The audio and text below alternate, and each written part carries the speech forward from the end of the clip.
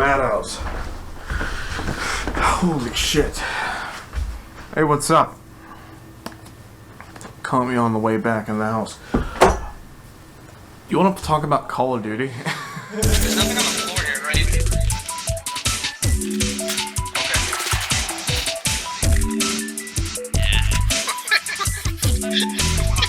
Okay. You can upgrade your battle pass with 1,000 COD points and get access to all 100 tiers of content. You'll immediately unlock Mars, a badass all-new Yeah, so Call of Duty is one of those games that sort of I have a love-hate relationship with. I've grown up with it. It's been around for a while.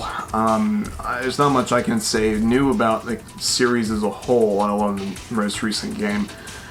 But there's a lot of stuff I wanted to talk about. I thought were interesting, people weren't pointing out as much, and some extra retrospects as to exactly why I think that's the case. So, I've been playing the game since my very youth. I don't have my copy of Modern Warfare 2 anymore, but I used to have that for the PS3. I used to have Call of Duty 3 and 2 for the Xbox 360. But this is what I got left. Black Ops 2, Modern Warfare 3, World at War, and Black Ops 1. World at War, Black Ops, and Black Ops 2. I have all those on PC as well, but still no Modern Warfare. I don't really feel like spending the $20 or whatever they charge. It's kind of absurd. Whole different topic of altogether, but Activision's price gouging is still apparent. Yeah, so we can't talk about Call of Duty without a beverage of some sort. So the history of Call of Duty, it's I don't need to go over most of it. I think most of us are aware, but I think something to point out though is my experience with it. So my last significant release, the last one I bought. Oh shit! Wait, hold on. I also have. I forget about these two. So I got also World at War, or not World at War, World War 2 and Black Ops 3 for the PS4. Kind of forgot about this. Not that they're any better. The last game I bought on launch, like the launch window for Call of Duty, was World War 2, and that's only because a lot of people I knew were playing it, and it was very fun to play with them, so I was like buying it as a gesture to play video games with people. Right. I forgot. For PC, I also have Advanced Warfare. This is the Steam version. It is in a box. I got it for $5 at Walmart, I believe. Oh, it's like even crusty too. Oh, it's bad. Just to let you know, let me the PC version, physical PC version of Advanced Warfare, funny enough, let's see how many DVDs it's got. I'm afraid of pulling them out, but holy shit. Okay, that's the last one. So it's got 6 discs to download and install everything.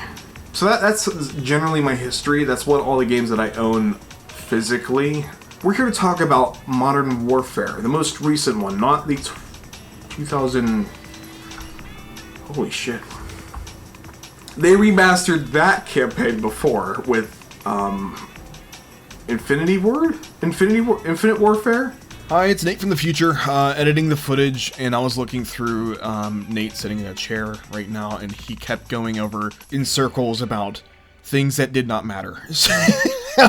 But I just wanted to get briefly out of the way before continuing on. This video is by no means a review of 2019's Call of Duty Modern Warfare, not to be confused with Call of Duty 4 Modern Warfare from 2007, or Call of Duty Modern Warfare Remastered, which was a game within a game released in 2017. By no means any confusion between those two games. But yeah, again, this video is by no means a review. This is mostly just an overview of particular aspects in the game in which I have noted and taken interest in discussing, as well as some aspects of it that can somewhat be attributed to a, painting of somewhat of a picture of the gaming industry as a whole instead of just, this one individual game. Because while this game has succeeded more than enough financially, like selling well, as well as improving some aspects of the games that have gotten stale. It is a really interesting look in exactly, I think, where most AAA games, like multiplayer especially, focused games, are going these days. I mean, a lot of it's going to be fairly blatant for most people that at least have touched the game, so it's not going to be unheard of. But again, as described earlier, this video is going to be separated into multiple sections. Timestamps will be in the description if you want to skip it around, but I suggest just watching the video, I guess. That is up to you, though. Without further ado, let's continue on. Let's get on to the first subject, I guess, of the whole thing. But yeah, let me get back to that bullshit, I guess.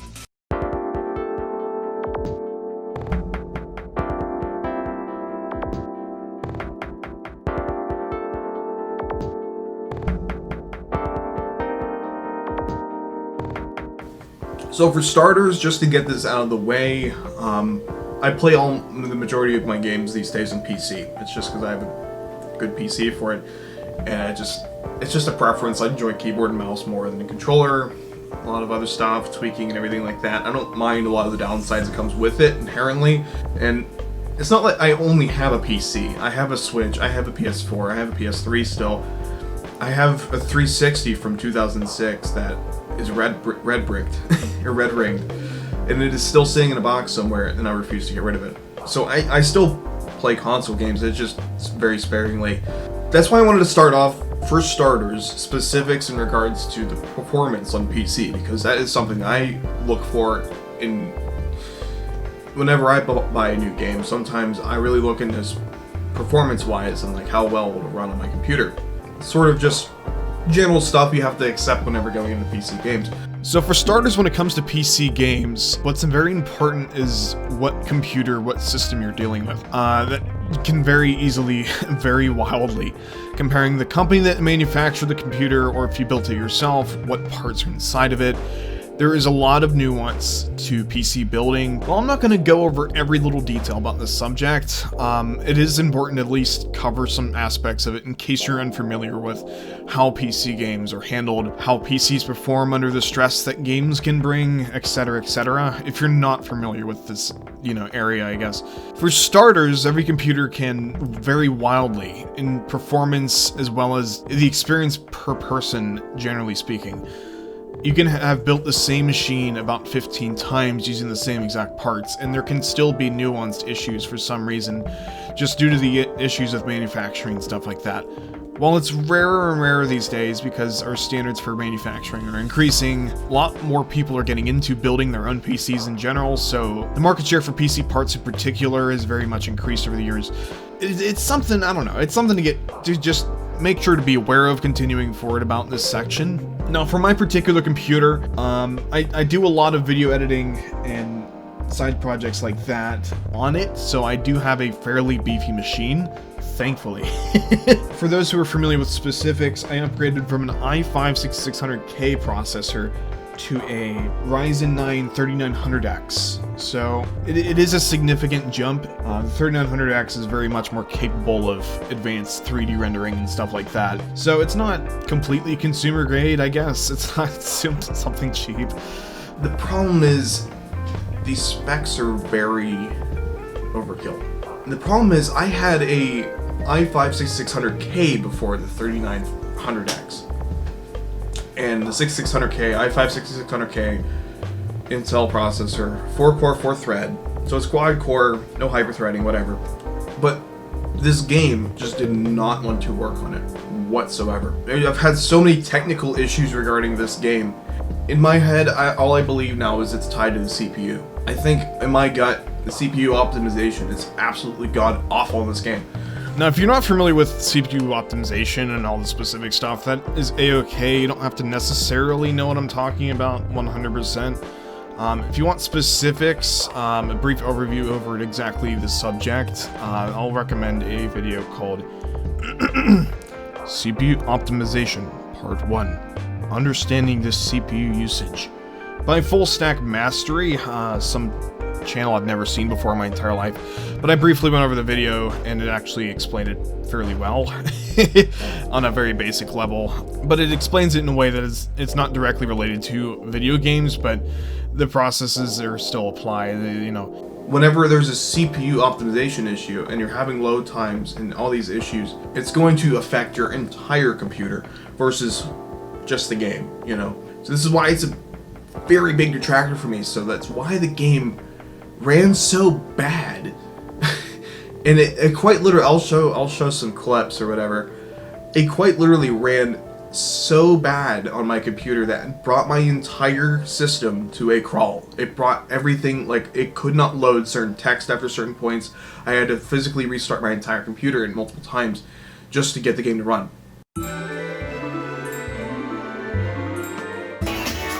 Still waiting on Task Manager to load.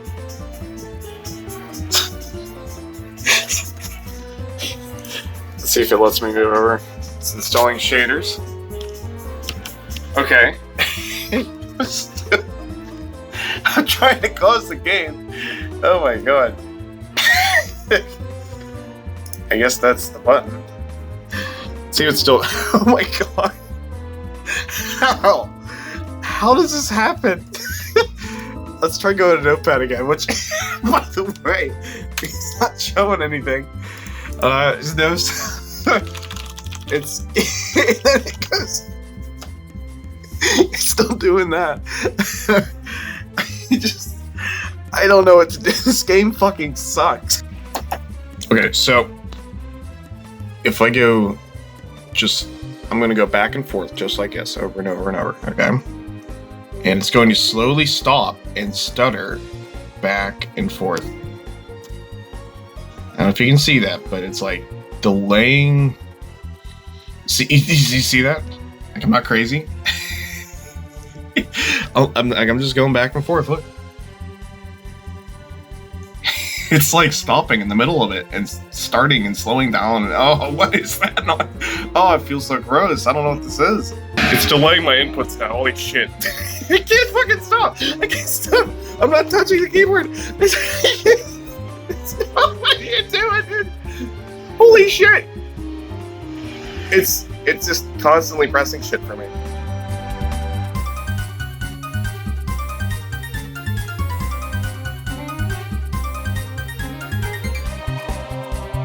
It's not good. It's not good. It also, of course, affects responsiveness within the game itself while it's running in the first place. That sort of stuff. It does affect more than just the game. It really does. The recommended specs for this game are fairly nominal. They're not something that's quite super cheap by any means, of course, but it's not something that's out of the reach. Then again, this is company recommended specs for a machine. The point that the i5-6600K is well above the performance of the recommended spec machine as far as the CPU is concerned. And I'm dealing with a GPU that is significant, like all the rest of the parts are significantly improved upon. The reasons as to why this is the case is not 100% easy to point out. There's several things that could cause something like this to occur. The most commonly attributed thing is the belief that every texture in this game is of 4K size, which there are an increasing number of games to support 4K textures for the majority of textures and stuff. Decompressing all these textures on a live basis all the time, it's a lot to go through. That, as well as the fact that you're dealing with all the other aspects of a game running on, like all this different number juggling and everything. You're dealing with so much being processed at once at that point, and adding on top of the fact that you have to decompress all these files to make it stream into the game so you can see what you're supposed to intend to be able to see, and the lighting, and the, you know, it's definitely a lot. I've always leaned more towards the fact that it's the textures is the main cause of it, but there's also another thing that those texture sizes are causing problems for people. But the large files, while they look beautiful, almost certainly the reason this game is 180 gigs. That's huge! Absolutely massive. I don't understand who in the right mind at Activision or Infinity Ward let it pass by that this game is worth 180 gigs of your internal storage space. It baffles me that this is the case. And there's been several updates to this game, which is a whole other thing. These updates, which either add a map or a gun or something of the variety, are massive in their own respects. Just recently, they added a map from Modern Warfare 3.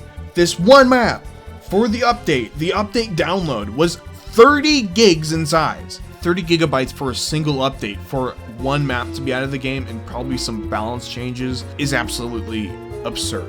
I don't understand where they're getting this idea that this is okay. And it, more than anything, because on PC you can work hard drive space in your computer. You can just plug in a new hard drive if you want. But on PS4, not everybody knows how to do that. You can buy external hard drives these days, sure. I don't have a lot of experience dealing with that on modern consoles, if I'm being honest. But not everyone's going to know how to format a hard drive so the PS4 can make it work right. That's not going to be how it works, and they're not going to be able to know how to take it out and put it in, and electrostatic safety and all this other stuff. They're not going to know these things. So you're stuck with this massive 180 gig game. You need, at least 30 gigs, most likely more, because there's been many massive updates just randomly out of the blue.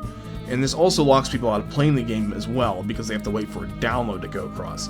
Not everyone has fast internet, even in 2020. Some places are pretty slow, speaking from personal experience. So I guess this just about wraps up this section. Next, let's talk about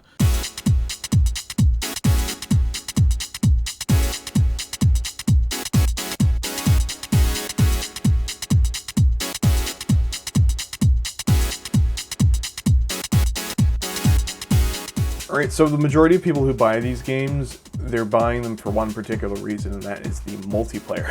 When it comes to multiplayer in Call of Duty games, it is very hit or miss. It's either pretty solid, you know what you expect, or pretty negative, pretty bland, there's nothing new, or bad netcode, bad hitbox, something like that, However, there's stuff that, while that stuff comes up a lot, there's stuff that inherently also gets carried between every single game.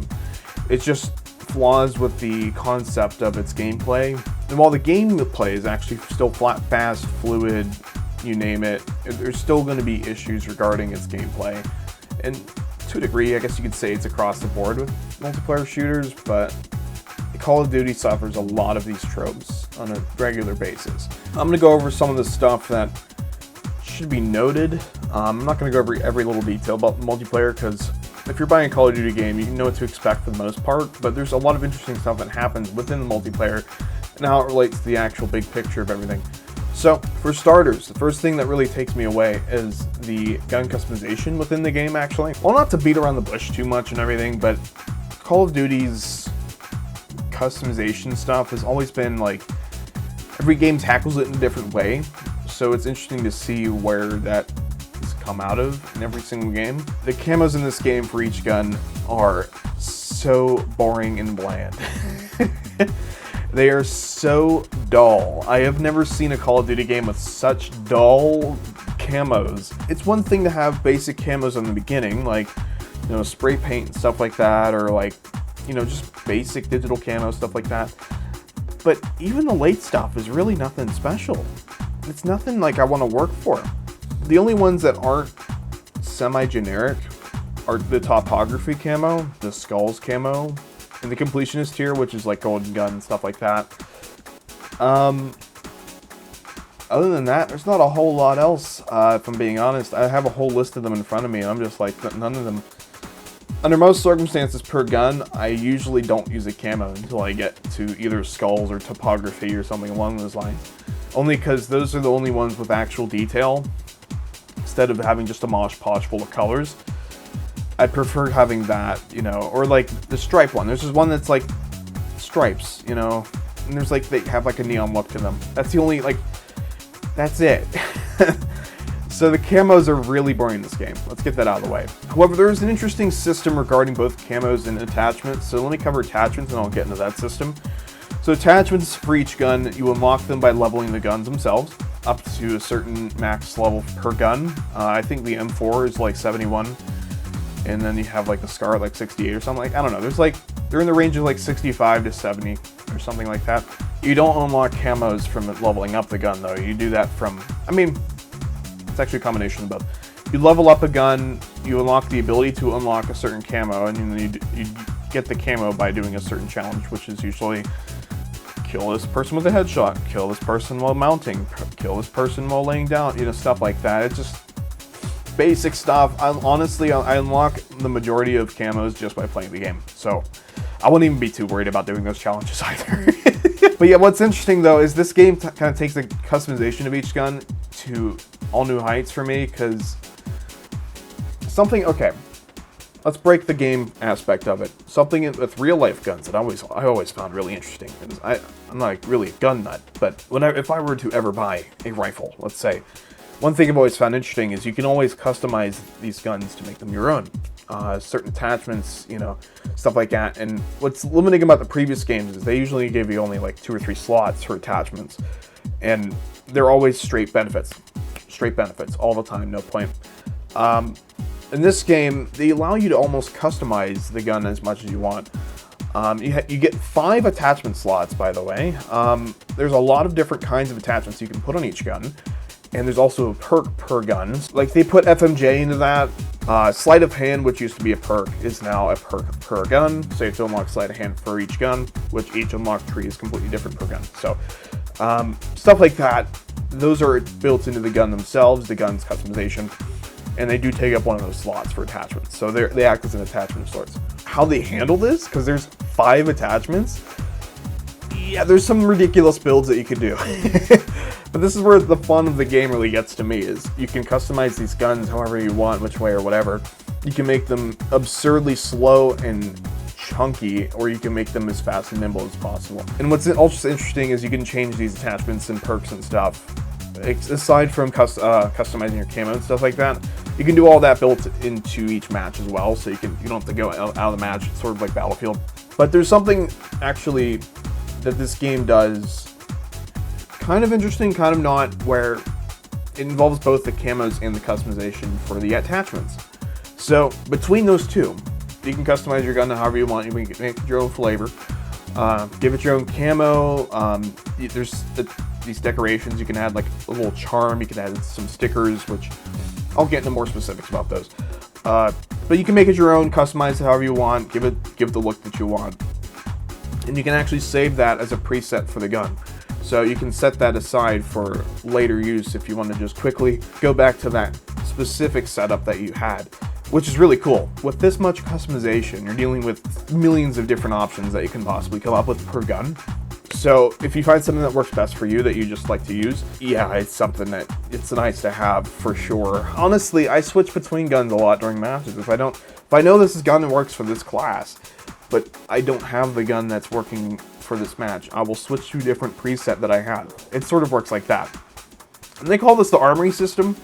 You save each gun's setup via a name. It's pretty simple, but there's a menu system which you can go through and see all of your guns that you've created and stuff. It's really cool like that. I think it's pretty solid. Now when it comes to multiplayer, the maps, what do I like, what do I not like? It's quite the list. The majority of the new maps in this game are very much forgettable. They're nothing crazy, they're nothing, I don't know. They're very detailed, very beautiful even, but they're not, a lot of the maps are very underdeveloped, I think. At first I really enjoyed them because they go against the status quo of the previous games, where you take this aspect of having 3 lanes per map and every map felt the same. The majority of them do not, which is kind of refreshing in a way. However, that really doesn't help as far as like longevity's sake and like positioning and stuff like that. It doesn't work for me. It doesn't work for me. There's clear haunt zones that, you know, I mean, there's established high traffic areas, of course, now that the game's been out for so long, but most of the game's maps are very bland. They're very forgettable in my opinion. Piccadilly is one of the worst maps I've ever played in my life in any video game possible. In any shooter, any multiplayer shooter, Piccadilly is one of the least interesting and poorly designed layouts of a map I've ever played. Looks aside, because it looks beautiful. This is ripped straight out of the campaign from what I'm aware. The map itself is really gorgeous. I like the neon lights. It looks pretty. The whole map looks pretty. It's got a nice ambience to it. But the design is absolutely dog shit. You have so much open space. There's no point running around. Most of these maps, they're very open. They're very open, and a lot of people sit and just camp in one spot and wait for people to walk by. And you can do that in a building. You can do that in the corner of a random building somewhere, and people do that too. But what these maps in particular have in common is that's often the case, is where they're super open. People often sit in the back and just stay there the whole game. But as I mentioned before, even the good maps in this game are fairly basic. Aside from the previous maps from different games, like the Modern Warfare 3 map, you got Rust from Modern Warfare 2. Those maps are cool. I like seeing those because those are old maps that I am the least aware of. Or Tulsik Backlot, I'm not too familiar with, if I'm being honest, before this game, but they're all cool maps. They're all kind of fun. Tulsik Backlot is really something that even I can forget, though, if I gotta complain. But they're all vastly more interesting and more entertaining to play on than any other map in this game. I don't have a whole lot to say about the game modes for this game, if I'm being honest, except at launch there was next to nothing. It was sort of taking a similar toll of like World War II, where most of the game modes in this game were fairly basic ones. They didn't even have demolition at the start. That was recently added. Like, they added infected, they added gun game, all these party modes that are so basic in concept and have been done should be easily, addable to these games. There used to be a whole different section for party game modes because they were so fun. But now our only party games are gun game and infected. I think they recently added one in the chamber, but for private lobbies, so don't want a chamber now. Again, the rest of the actual game modes are fairly basic. What's interesting though is you can actually search for a lot of different game modes at the same time, instead of just searching for Team Deathmatch or Mosh Pit or whatever. There's different playlists you can pick. You can pick just one, you can pick the whole list, doesn't matter. But you can also pick, individually and search for all those lobbies, which is a very nice addition because this game is in the year 2020 now. That's sort of what we come to expect when it comes to finding new matches and stuff. We unfortunately don't have a list, a count of players playing the game. I've always missed that stuff where it just says 52,000 players are playing right now or whatever. That's a nice touch to me. I don't know. I like that sort of thing. That might also be hard to get because of a particular aspect for this game. So when it comes to these game modes and stuff, aside from the basic stuff like Team Deathmatch, Free For All, you got Search and Destroy, you got a hardcore playlist. There's a few different additions that they added to this game, which are kind of cool, kind of not. You got these 2v2s of some sort, so there's 2v2 game modes, which is kind of cool. There's no realism playlist within the search menu. So in order to play realism, which is touted as this really cool game mode and stuff, you can't play it unless it's in rotation. So you have to wait for it to be in rotation in order to play this realism mode, which includes the majority of the mic maps and stuff like that, more in rotation. So the only way to get into that is via rotation. It kind of sucks. I wish that wasn't the case. Speaking of realism, let's get into what realism is exactly, because I've mentioned it a couple times now. Realism was the big addition for this multiplayer at the very beginning. Again, it has to be in rotation now. So realism, what it is actually is sort of a combination, in my eyes, a combination of hardcore and core all mushed together. So you have the balancing aspect, or the balance, the damage values and stuff like that, the health and everything from core. So, which the core's health values and everything like that, the time to kill, so fast. You're dead in 2-3 shots. But the HUD is completely off. You don't see any XP bonuses, you don't see any hit markers, you don't see nothing. You see nothing on the map, or nothing on the screen. I think you can get a radar if you get a UAV or a personal radar, whatever the fuck they're called. You can get them via those, so you can still get radars and maps and stuff, and you can still pause to see the map. But yeah, again, the time to kill is so fast in this game. You're basically playing hardcore at that point, except even more hardcore because of no HUD whatsoever. So it's honestly my favorite mode. Core can be fun. Core can be fun sometimes. I just want to put on core. But for the most part, everyone just sits around. Everyone, again, the stigma of camping in this game that you've heard from other people, it's for the most part true. You see a lot of it in core. Hardcore still has it as well. It's not as bad. But there's also this issue with hardcore. Let me explain what the issue is. With the gun leveling system, you have each gun being able to be leveled on an individual basis. You have a different level per gun. This goes for every single gun in the game, even pistols. Pistols have a lot of customization, which is really cool. But you play hardcore, most people are running around with pistols in hardcore. because they're trying to level up their pistols and then go back to corp. That's usually how it is. And what's worse is most of these gunfights with a different pistol usually ends up with the pistol winning, because the time to kill is so short in hardcore, people get easy one-shots with these pistols. It's really not that big of an issue. I really don't find it that bit much of a problem. But when you have 3 or 4 people in one lobby running around with a riot shield on their back and a deagle or something, it gets annoying. It does get annoying sometimes, and it's, I don't know. So there's a couple different cool game modes in this game. You also have Ground War, which is essentially Battlefield's Conquest mode. I honestly don't see a difference. There's less vehicles, there's less of a giant stage to it, so like, you're not in a giant city anymore, you're in a large town or something. But it's essentially ripped off of Battlefield, which the Battlefield games recently have not been doing that well. They have been very bad, apparently. I haven't really played them. It's just funny to me seeing that. Take that as you will. I usually don't even play it. Just don't find it that fun. You also have Warzone. I'll get into more specifics with Warzone, but that's essentially the Battle Royale mode. But those 2 game modes in particular have a lot of players. So how they fill those slots up, crossplay. There's crossplay in this game. Crossplay is something that I think most games that are multiplayer, that aren't completely competitive, should be added to. It's nice to see it. I'm very happy about it. I kind of do complain to myself a lot about, aim assist and stuff like that, because that does come up. The thing is, you can turn off crossplay, but if you do that, nobody plays the game.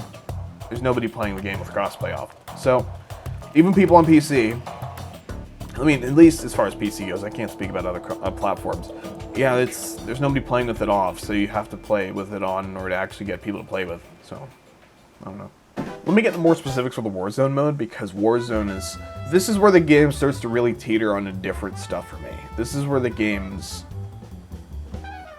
it kind of gets really funky. So first and foremost, Warzone was added to the game. When was the update? Let me check. It was on March 10th, 2020. That's when Call of Duty Warzone came out. Call of Duty Warzone is a free-to-play version of Call of Duty Modern Warfare with just Warzone. So you can play Warzone just fine with your buds. Play just fine, no worries. It's free to play completely. You don't have to buy the Modern Warfare to play it. Everyone who plays Modern Warfare has to deal with the download of Warzone. So you have to have Warzone in order to play the game in the first place. So March 10th, 2020, 5 months after the game originally came out. It came again as a free update for the game, for people that already own the game, but there is a free version of Warzone to play. At least in this aspect, you can see if the game runs well by playing, like, before buying Modern Warfare. Say you are very interested in buying Modern Warfare's for the multiplayer or something. I don't know. Aside from Warzone, you can download Warzone and see how well that runs before buying Modern Warfare and see how well it runs with your computer. So that's kind of a nice benchmark to see how you got that aspect. However, the marketing for everything revolving around Call of Duty Modern Warfare is now focused completely on Warzone. There is no marketing for just Call of Duty anymore, as far as I'm aware. It's all Warzone. It's all you see. But with this Warzone mode, ever since Warzone came out, they have been pushing 2 different things. December, they added a Battle Pass. Like every other Battle Pass format, there's a free tier, and then the tier that you have to buy. The one that you have to buy gets all the stuff. The free tier gets you at least to keep guns and stuff that they added the game, But there's no. It's not a fun progression system in my opinion. It's just not very fun to play with. Whatever. I'll talk more about it in a bit. But the game has a battle pass system, and it has a monetization via a store, which you buy characters and gun camos and stuff like that. So what makes Warzone interesting is, aside from it being a battle royale and a Call of Duty game, which Black Ops 4 did in the first place as well, what sets this apart though, aside from 150 players, which is kind of a lot, they have what are called buy stations, which you buy equipment via kill streaks. You can buy a drop point, like a care package that has loadouts in it, so you can actually pull your loadouts, perks and all, from multiplayer with these loadout drop crates, whatever. You also have the ability to revive your players in the squad by buying them gas masks, so you can stay alive outside the ring longer, because the ring, when you're outside of it, does a lot more damage in this game. You can buy armor and ammo, stuff like that. It's pretty basic, honestly. And you earn money by killing players, you find money in loot boxes, You can also earn them via what are called contracts, which gets on the second point of what makes the Battle Royale mode in this game different. So whenever you pick up a contract, you have a few different types of what are basically mini missions, but little quests that you can do during the match. You can either recon, which is going to a certain point in the map and securing a flag, which means standing around for 15 seconds or whatever. You can scavenge, which is basically going around to different supply caches around the map, which gives you basically a guaranteed golden box, so you have better drops and stuff at that point. You also have, which is my favorite, the bounties. You can pick up a bounty and it will give you a specific target, specific player to kill. And it won't tell you exactly where they're at, but it'll tell you a general area, depending on how far they are and stuff. So it's not constantly updated either, so you do have to find them. You have to find them and kill them, and you don't know if you killed the player until you killed them, because most of the time you're not going to read people's names. But yeah, completing these objectives that they give you nets you some extra money for the game, and you can use this money towards kill streaks and ammo and whatever else. But there's also one last system, which is what most people find the most fun, which is the gulag system. When you die, there's essentially a little playlist that plays. If you're put in a little prison, you have to wait for your turn, but you are essentially placed in a 1v1 with another player that also died. Whoever kills the other person and survives the match is allowed to drop back into the match and land back in for a second try. It's kind of neat, honestly. It's a neat concept. I would have never thought of something like this. Aside from that, though, it's really... there's not a whole lot making this game mode new, so I honestly don't even play it. I still prefer Apex Legends over anything as far as Battle Royales go, because that game actually has fun to it, I guess. Time to kill is still super fast in this game, which is somewhat good, somewhat bad. The game mode's just not for me in the first place, but it felt packed on. This should bring us to the last point, though, because Warzone, in my opinion, was used as an excuse, because it's a free-to-play version of the game, used as an excuse to lob on microtransactions and everything onto the original Modern Warfare. And let me get into specifics as to why that's the case.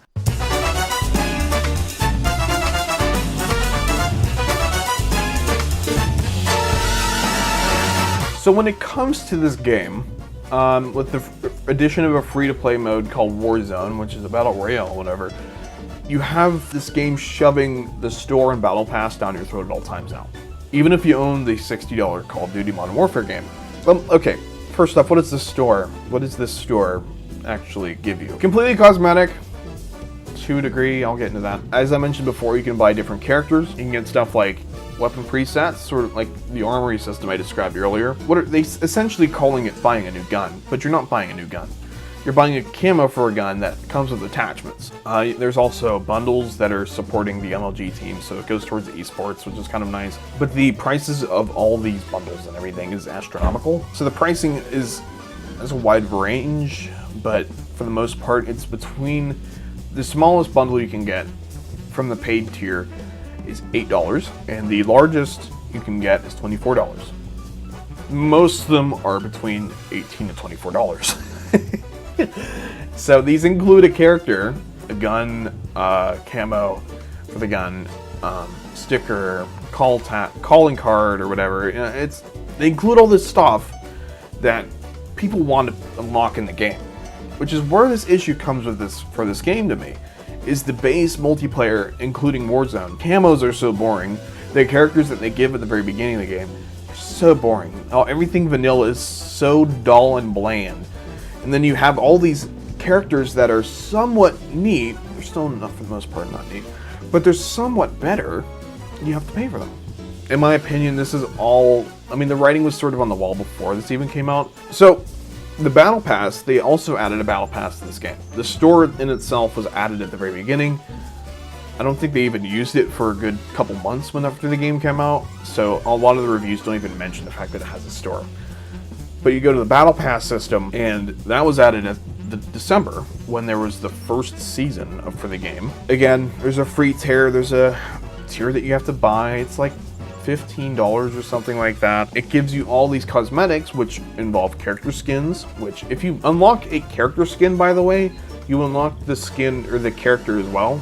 But all the free tiers actually include a free gun or something like that.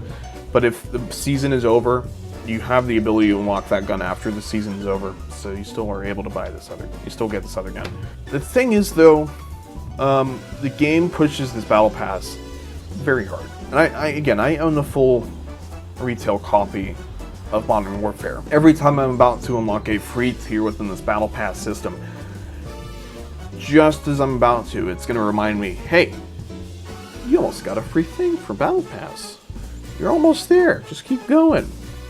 Plus, you can check out the other Battle Pass, and you can go buy it too, and unlock this other crazy stuff. Literally every time. There's a gold thing that pops up saying, hey, you almost got this camo that you're never going to use because it looks boring. Everything free looks boring. It's dull. It's all dull and boring, and aside from the gun, or not like the free gun that they add to the game every new season.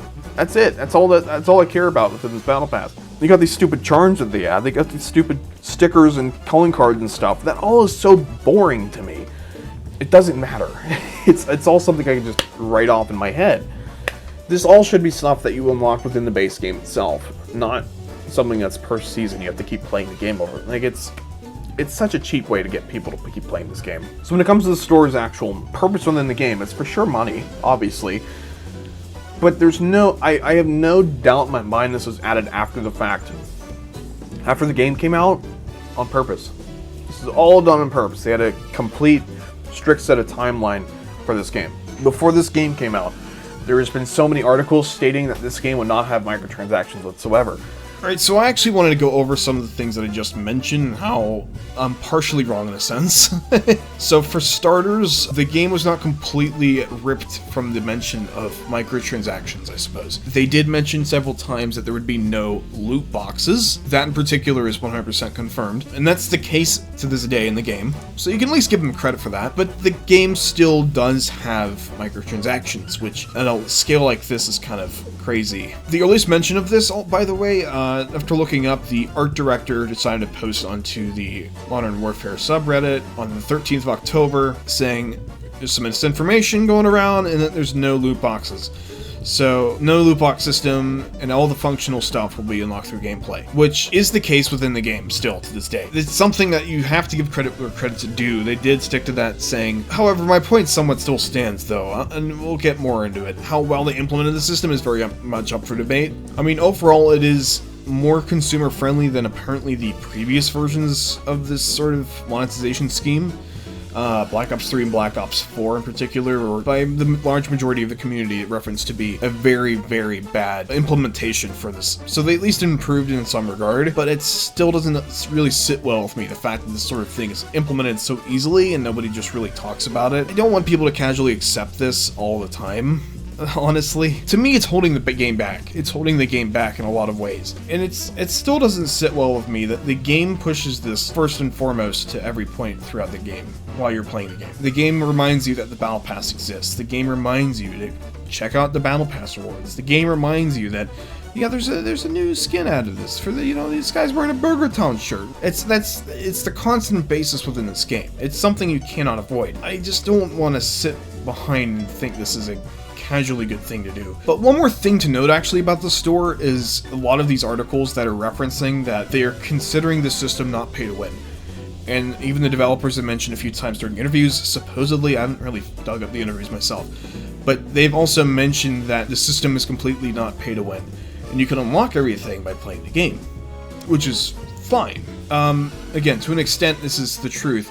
You can unlock these attachments and the base skins and everything through the game itself. You don't have to buy anything. I understand that. But it's still, I wouldn't completely write it off as something that's not pay to win, because you do get attachments with the guns that you can buy, and in these guns you don't have to necessarily unlock beforehand. So you can start a fresh account level 1 and buy an Odin skin with the best attachments, and what you can do now is just use that weapon with all these attachments right off the bat. That's how it works. I wouldn't completely write that off as a pay to win, but it's definitely in the gray area. It's something that you can't completely write off as not pay to win either. I'm surprised nobody keeps talking about this, because this should not be in a game like this. This should not happen. This just shouldn't happen. And what makes it, I think, easier to write off for most people, you have the aspect that there's a Warzone Battle Royale game mode added after the game, 5 months after the game came out, for free, that people can download. And that is the moment that they really started pushing this Battle Pass. That is the moment they really started pushing the store. with all these different characters that they add, and all these different gun cameras, and all this crazy stuff. And they can just say, it's not for the Modern Warfare people. It's not for them. It's for Warzone. We need a way to make money off of a free-to-play game. No. And for a free-to-play game, I wouldn't care less. I wouldn't care. I wouldn't care at all if it was in the free-to-play mode. But it's not.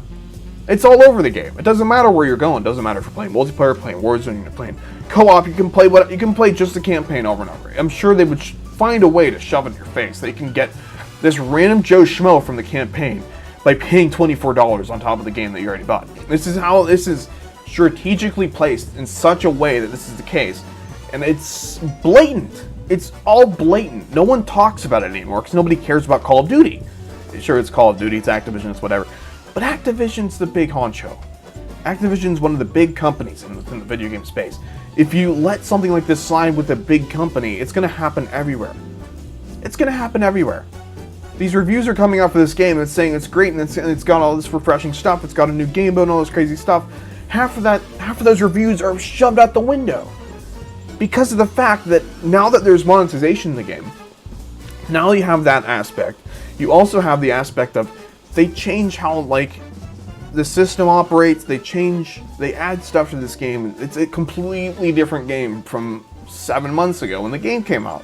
It just goes to show how launch reviews are how insignificant these reviews are at the very beginning of a launch game. Because you have companies like Activision adding this stuff on top of the game. I need to relax. I'm getting way too upset over a video game. Especially one like Call of Duty. I don't know how. I don't know how to relax.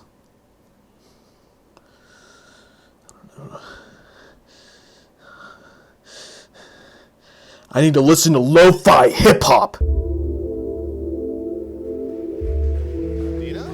to see you, man. Thanks for making the trip out too. Thanks for having me. All right, so Call of Duty Modern Warfare. You're on brand, and this is Call of Duty Modern Warfare, but it's a reimagined Modern Warfare. Exactly. Right? That is the exact term we use at Infinity Ward, is that it is a reimagining of the Modern Warfare franchise. So it's still Modern Warfare through and through, complete with some familiar characters as well. But the overall narrative and the single-player storyline are completely new and fresh and updated to be relevant and fit in the present day.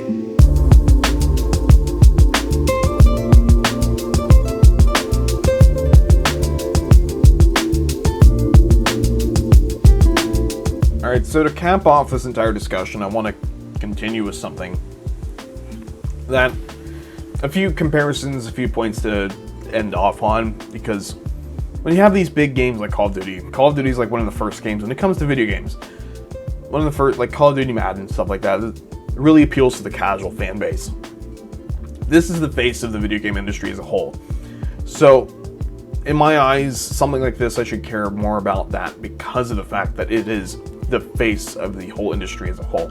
We complained about Battlefield 2 when that came out, how bad that was.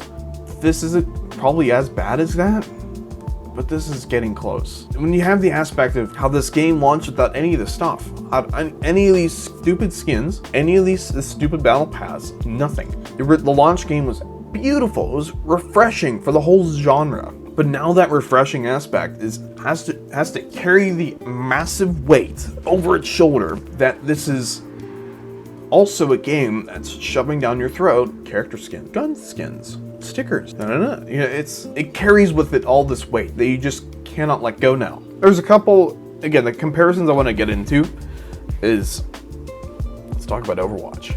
Everyone's favorite game, Overwatch. Despite the negative news it gets on occasion with, you have, Blizzard's fuck-ups all the time. Overwatch in itself, alone as a game, it's very good. It's a very good game. Even to this day, it's very good. And this game includes loot boxes with cosmetics that you can buy. I don't even care. I don't care. It has no effect on my sense of enjoyment for the game because it is so easy to get these unlockables without having to pay. It's absurd. It's a fair system in this case. Not completely fair, but it's a lot better than this. It's not shoving down my throat that I can buy these loot boxes. While Overwatch has been going on for almost 5 years, well, almost 4 actually, Modern Warfare is going to have a new game come October, September. It's going to have a new one. It just will. It's the Call of Duty series. They have been having a new game for the past, how many years? Since 2007. There's been a new game every year. And you cannot, in my mind, argue that this sort of system with paid skins, paid all this stuff, it's okay for a game that's going to last a year. This game is going to be completely irrelevant once the next game comes out. So what are people going to do with these skins? People are putting sometimes hundreds of dollars into this game for these stupid skins that look ugly. But what makes me mad about this is Modern Warfare's quality of life is so good. It has so many options and super fine, discrete detail that you can change for yourself. And they can carry most of that over to the next game, I'm aware. But most of that stuff doesn't get carried between each game. It's different each game. There are different developers for each game, so it doesn't completely happen.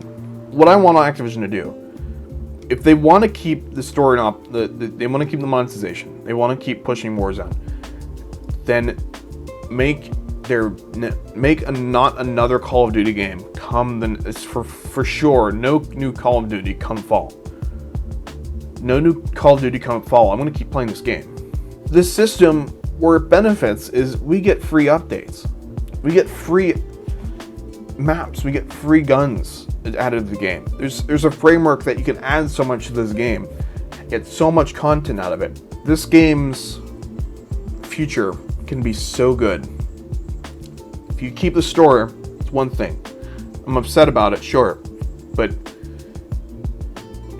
if you for sure have no game come fall, this game's future would be good. It's golden. It's perfect. In my eyes, it can go another year. It can go another 2 years probably. This game has had a lot of work put into it. Yeah, the monetization sucks. It sucks a lot. But I'd rather do that than, have that all be optional and stuff, and rather than, not getting 4 maps every 3 months or whatever, having to pay $15 for each of those. I'd rather get it for free. Overall, it's not a terrible system. I'm just scared that this is going to be a common occurrence for everybody. And I'm scared that everyone's accepting this just out of a whim because it's Call of Duty,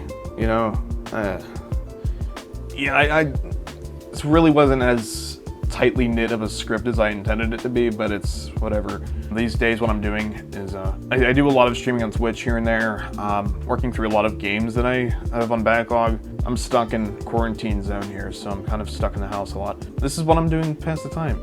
I'm trying to find a way to balance both streaming and making these videos because I have stopped streaming for a bit to finish this video, but I'm figuring that out on my own end. If you want to check me out, all links will be in the description. That includes also resources though, so any video I've played, any article I referenced, etc.